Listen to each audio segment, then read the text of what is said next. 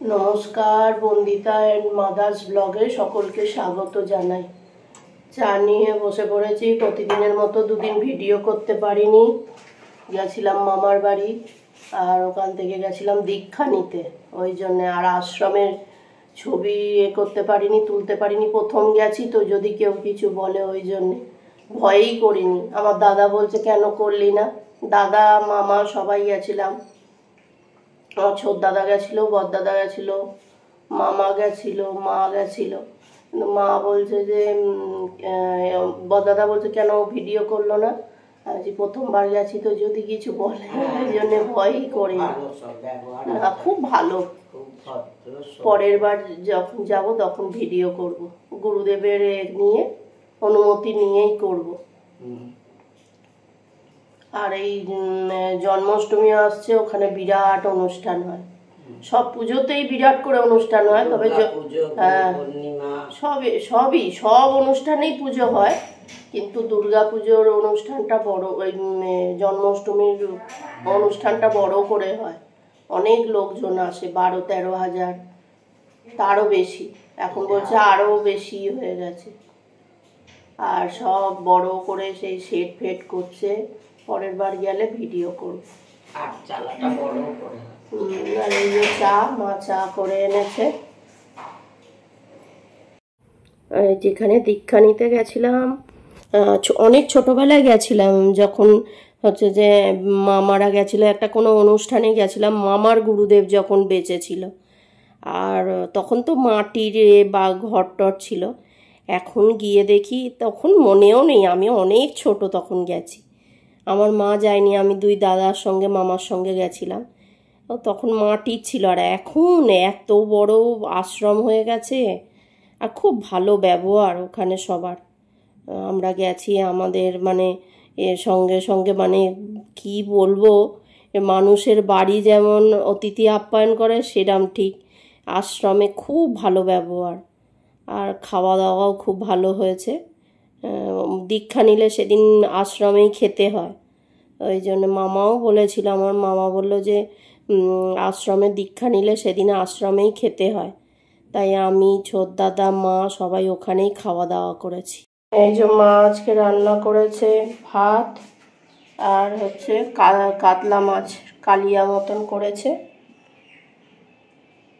আমি রেডি হয়ে গেছি, এবার খেতে বসবো।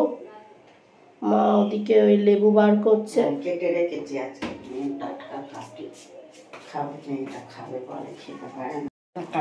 এই যে মা, আমি অফিস থেকে এলাম, তাড়াতাড়ি চলে এসেছি।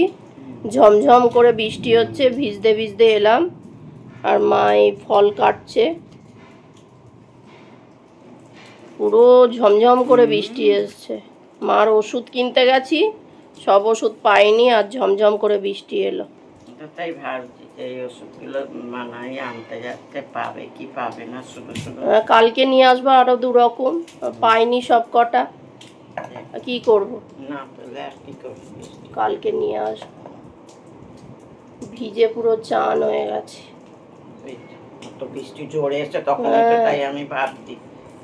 এই 4টি জামা কাপড় ঝোলানো আছে, কালকে মা কেচে দিয়েছে। হ্যাঁ, রোদ ঠিক মতো হলো না, দিয়েছি সেই রোদ হয়নি, তা কি করে দেবে। আর কালকে কেচেছিলাম, মা কেচেছে, আর আমি শুধু ওই যেটা পরে এসেছি সেটা কেচে দিয়েছি, সেইগুলো সব শুকায়নি, ঘরে ভর্তি হয়ে রয়েছে। আর আজকে তো ঝমঝম করে বৃষ্টি, যদি হয় তবে দিয়ে দেবো। হ্যাঁ,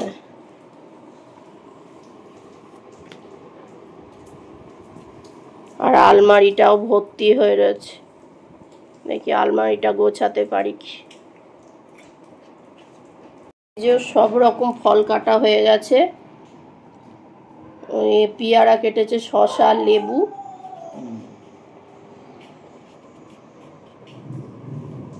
চা বসিয়েছে, চা হয়ে গেছে? না না, এই যে বসিয়েছে ওই চা, তো লিপটন গ্রিন টিটা আনতে যাবো, দুধটা আনতে যাবো। চা হচ্ছে, দুধ কি করবে, গরম করবে? না না, ওই যেটুকু আছে আমার হয়ে যাবে এবেলা চা।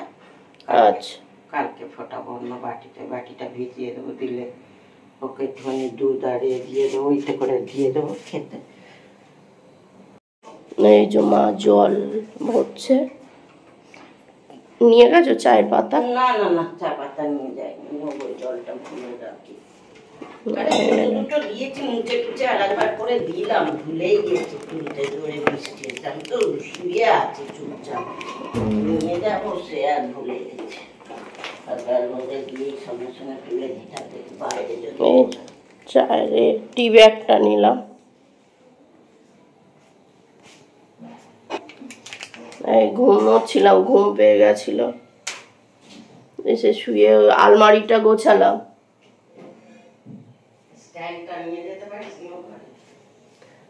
কি এই যে চা চলে এসছে আমাদের, মামে চা খাই। এসে আলমারি টালমারি গুছলাম, গুছিয়ে শুয়েছিলাম, শুয়ে থাকতে থাকতে ঘুমিয়ে পড়েছি। আমার আজকে মাথার জানতো না।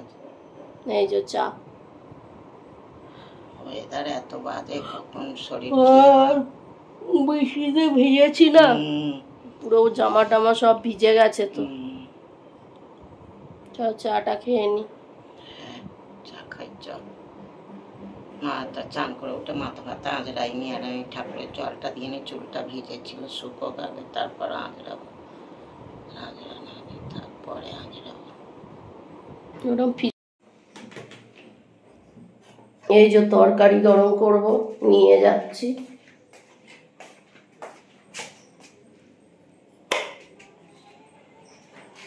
তরকারি গরম বসাবো।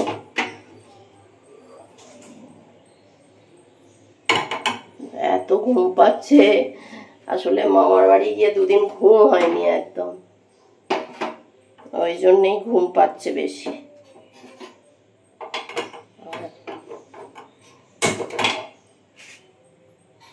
জ্বলেছে গ্যাসটা।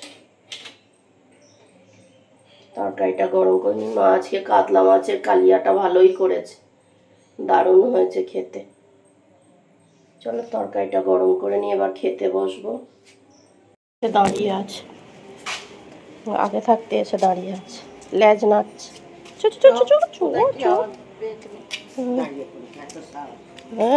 দই দিয়ে ভাত মেখে দিয়েছি আজকে, সকালেও দিয়েছি দই দিয়ে। গেটের সামনে দাঁড়িয়ে থাকবে আর লেজ নাড়াবে।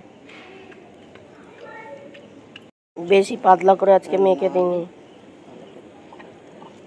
কেননা ওই দইটা খেয়ে নেবে জলটা, আর ভাতটুকুনি খাবে না। আজকে ভাত বেশি করে দিয়েছি। আর বিকেলে বিস্কুট দেওয়া হয়নি, আমি তো আজকে আগে আগে ফিরেছি, আর আমার সঙ্গে কাঁদতে কাঁদতে এসছে, মা দেয়নি। মা বলে এক্ষুনি দেবো, কি পরে দেবো বলে আর ভুলে গেছে। ওই জন্য আজকে ভাতটা একটু বেশি করে দিয়েছি, খাচ্ছে, সব খেয়ে নেবে চেটে পুটে। ও দুধ আর দই দিয়ে ভাত দিলে, কালকে মাছ দিয়ে দিয়েছি, খেতেই চাইছিল না, তাও খেয়েছে। মা যেই অন্য একে ডাকছে তখন অমনি খেয়ে নিল, এত হিংসে ওর। দেখো চেটে পুটে খেয়ে নেবে পুরো। কাটি নিয়ে কোথায় চলে যাচ্ছে দেখো, সব হয়েছে, শেষ, সব শেষ, চেটে পুটে খেয়ে নিয়েছে। ডগিটাকে খেতে দিয়ে এলাম, তো বলছে ওই আমরা যে বাড়িতে থাকি ওই বাড়ির বাচ্চা ছেলেটা বলছে যে জানো তো, মাকে বলছে জানো তো আন্টি, তোমরা দুদিন ছিলে না, ওকে খেতে দেয়া হয়েছে, ও কিচ্ছু খায়নি। ওরা ডগিটাকে খেতে দিয়েছে, ও বলে কিচ্ছু খায়নি, তোমরা ছিলে না বলে। আর ও না এখন বয়স হয়েছে বলে ওই তরকারি দিয়ে ভাতটা কমই খায় ডগিটা, ওই বেশি দুধ দিয়ে দই দিয়ে ভাত খেতে চায়। আমি কালকে মা বলছিল যে মাছটা রয়েছে, মাছ দিয়ে ভাত দিতে, রাত্রিবেলা মাছ দিয়ে ভাত দেয়া হয়েছে, খায়নি, মানে খেতে চাইছিল না।